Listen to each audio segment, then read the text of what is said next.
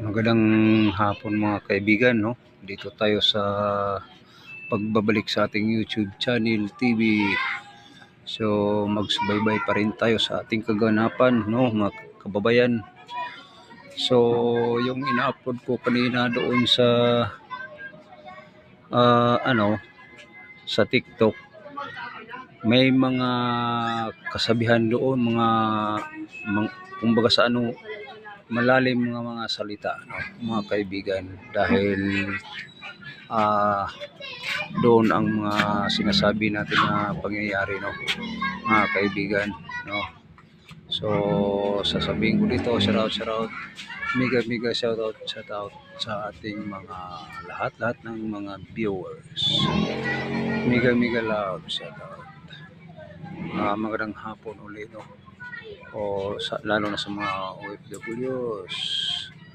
Enjoy lang kayo dyan. Kahit nagkagira na, no, kasi ang walang balak na rescuehin ni Marcos ang mga kababayan nating Pilipino, no. Wala siyang pakialam, no. Kapag matuloy-tuloy na yung digmaan, mga kaibigan, kapag sinasabi natin nga ang China ay umaatake doon sa kabilang bansa at tayo rin ay madadamay, di ba? Tama, mga kaibigan. So, mga kaibigan, mga kapatid, lahat tayo bilang Pilipino ay tayo po ay magmatsyag sa bawat isa, no. So, malapit na, no, ang digmaan sa atin dito. Kunting magkamali, puputok na yan, no. So,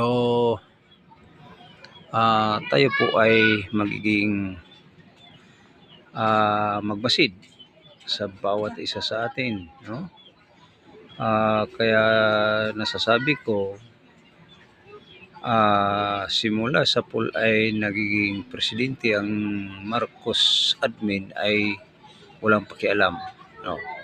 Kung hindi siya ang masisi sa bawat Pilipino ay dahilan ang pag surrender sa ibang bansa ang ating soberenya, no.